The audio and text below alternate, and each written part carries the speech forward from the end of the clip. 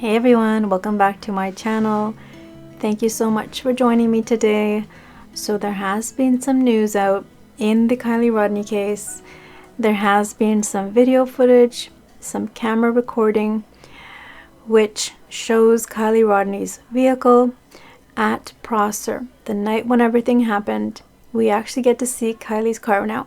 It is kind of blurry, it's in the dark. Now this is the forestry buyer camera. This is something which I would consider to be reliable. I'm not sure how it was, but somehow SF Investigates either got a hint or somehow he figured out that there was this camera which had recorded that location. And there is the footage which they have now.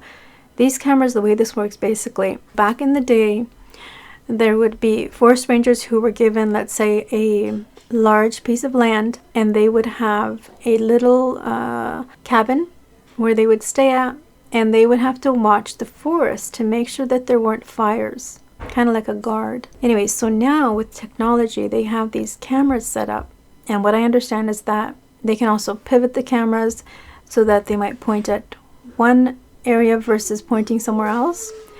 And so now they have this piece of footage and it shows Prosser, and it appears that it is in fact Kiely's car. I'm not sure, but it does look that way. Now I'm wondering, because they have this thing recording, but is there someone there who's watching while it records? You know, to have that intelligence of somebody there to see what is recorded, and if they spot a flare-up. Like for example, those lights that we see from the vehicle, the lights are moving, and it looks like the lights are moving on that shore past the area that was taped off. There was a rectangular area which had been taped off with crime scene tape, and so I'm thinking that they saw some wheel marks that had swerved and that moved towards the area where Kiely's car went in. And so what I'm thinking is, do they have someone who is also watching while this recording is happening? Is there somebody who actually is sitting there and watching to see what's happening? Or is it just recorded and then later on they'll have a look later? So I'm kind of leaning towards that, yes, that there will be somebody actually watching the cameras, but I suppose nobody spotted it. Now when I went in to have a look at this footage, unfortunately, I went in to put in that time frame and I didn't have access. So I don't know if they had already closed that off, but luckily there was a couple of channels I did get to see this morning, and they have been able to enhance that video. Okay, so there's two channels. So the first one, Chronicles of Olivia, she did an awesome job and she was able to enhance it, and I believe what she did was that she got the daytime image and she overlaid the nighttime image, and it shows the lights. And there's another channel that I've been watching ever since this Kiely case came out, and it's called, let me just check here, it's called the You Back Tube Jeff, and he also did an enhancement and he did a very good job with it as well. Okay, so I will put those two links for you if you want to have a look. But unfortunately, they did close that off. And they closed off the access to that site. I don't know if it's just for me or if it's for everyone, but I have heard some other channels say that yes, they did close it off, and that supposedly the FBI was informed, the investigators were informed, and that they supposedly are going to have a closer look at that footage. And it's a bit late, but I am kind of surprised that they didn't check to find out if there was a recording of that night. But anyway, so you know, it's kind of another strike on to their investigation. It kind of looks bad, but I'm not really sure what's going on over there. It seems like they haven't really put a lot of attention onto detail as far as we know about all those items that fell out from the window when they tipped over the car. Now, when you see that image of the car, you see the light moving along the shoreline, and what happens is that it kind of fades out, and that is what I saw. So it seems like it is entering the water, and that the light also is turning. So it seems like Kiely's car goes to that edge, and then it kind of turns. Maybe the car is at that point filling with water. That window, which is open, is probably filling with water. And it seems like the car turns somehow. Either one way or another, the car turns. And I'm thinking that it's turning and then flipping over. And I myself, I'm kind of curious about exactly, how it flips. Because it is found facing outward, facing forward towards the lake. So like facing as if she drove into the lake, and it is facing away from the shoreline. Anyway, so that is what they have. And so I'm thinking that it is a reliable source, and that these cameras are set up to actually monitor the forest. And that is a tool that they use so that they can keep things safe, so that if a fire starts, they can quickly get to it. And they watch those forests, and they have those recordings just for the trees. I just think that they probably did have somebody watching, reviewing that footage. Definitely, like, why have the recording if you're not going to be watching it? And then the thing that I was thinking is that those car lights, they pop up in the dark just like a firewood. And so you see that white spot in the darkness, just as if, let's say if there had been a bonfire, that would show up also like a big white light. And so that is what they're monitoring. So if somebody was to start a fire, and they're not allowed to have fires, but if somebody was to start a fire, they can very easily see at night with those cameras, because it shows up as a big white image which has some movement. And of course, the car lights, they had movement because they were moving. They're actually moving along that beach, that shoreline there. And then, like I said, not only does the light fade, but with this enhanced video that was done by now a few channels. I know that there was one that had been done by Gray Hughes, but I had a quick look at that, but I couldn't really see because it was very close up. I think that he kind of zoomed right into it, and it was blurry. But now with these other two channels that did it, it's more from a distance and enhanced in some other way. And so you can see that not only does it fade out, but it appears that it is moving downward.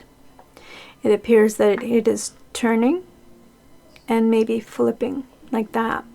Okay, so it's probably reverse. It's going to be reverse of what I'm showing you right now on the screen, that I'm on this side or whatever, but it's going down into, it's going that way on the shoreline, or maybe this way, whatever, and then it's turning somehow. It seems to be flipping and then fading. So, I mean, what is the likelihood?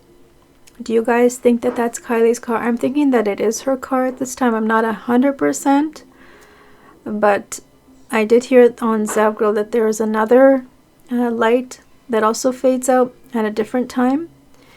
And so, I guess we have to look at this further. Hopefully the investigation team, hopefully they will get the FBI onto this, and hopefully they will be able to do those measurements, have a look at that footage, because they're going to have the real thing. They're going to have the footage from that office which actually does this work, and so they can have a closer look. They've got to have the best tools for enhancing, a lot better than probably any of us have, and they can do the measurements and figure out. Now, another thing, I heard someone say that luckily, what if this had been recorded over? Because it's been 2 months. Can you imagine if that footage had been recorded over and then it would be lost forever? That would be horrible. But anyway, so this is what we have now. And of course, if this is correct, then we have the information coming from the roadside assistance guy, Nick.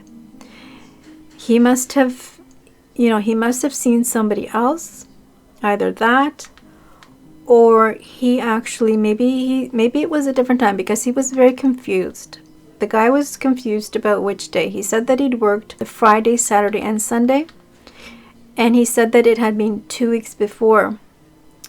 Was it 2 weeks? Or he realized it later. I think it was 2 weeks later when he realized, because he saw Kiely was missing. And so he didn't realize until much later. I did hear that someone said that his girlfriend heard from him that this happened, and he had told her about this. He told her about this whole encounter. Because he thought it was so strange, he mentioned it to his girlfriend. And so the girlfriend remembered which day it was. She's the one that confirmed that it was actually on the Saturday, because I think she said that was her father's birthday. And so for that reason, she's able to specify that she thinks it was on the Saturday. And so, I don't know, maybe he told her about it on Saturday, but maybe it happened at a different time, or maybe it's somebody else. But the thing is that how can it be another car? They would have checked the plate. They would have confirmed that it was actually Kiely's car with the plate number. So I don't know how is this all going to make sense. All right, guys, so let me know what you think down in the comments. Comment below. Let me know what you've heard. Let me know what you think about that footage. Do you think, is it too blurry? I was thinking at first, when this first came out, I was thinking, hey, this is too blurry. I can't really tell what it is, and like it could be anything. It could be, at that point I thought, it could be a light from a car which is fading away because it's getting in the distance. I thought it could be that it's going behind some trees, behind something else. But now with this enhanced version, showing the footage, and then that it is coincidentally happening at the same time when Kiely's phone goes dead. So that's kind of hard to ignore, because if it's at the same time and you're seeing a light which is going together with Kiely's phone, the last ping, the time, the car goes down, the light is fading out, and these two things are overlapping, then, what do you guys think about it? I still want to know, where is Kiely's phone? Why didn't they bother going down and looking for her phone? I'm thinking that Kiely's phone would be either in her pocket, maybe she was holding it in her hand. If she was driving, which is still a big if, maybe she had it at the front beside her, sitting on the seat. Maybe she had it in her pocket. If she wasn't driving, same thing. If she had it and then lost it and it landed somewhere in the car, then when the car flipped over, then it would have got out of the car. Same time when her laptop came out of the car, when they flipped it and they left it there, that is when her phone would have probably gotten out of the car. Otherwise, they've got the phone. And they will have more information as to what, the toxicology, the autopsy. Some people think that she had been stuck into the trunk. And so there are a few things which need to be answered still, okay? But let me know what you all think about it. I want to thank you all so much for joining me today. Please comment down below, and I will get back to you as soon as possible. That is it for today. Thank you so much for joining me, and bye for now.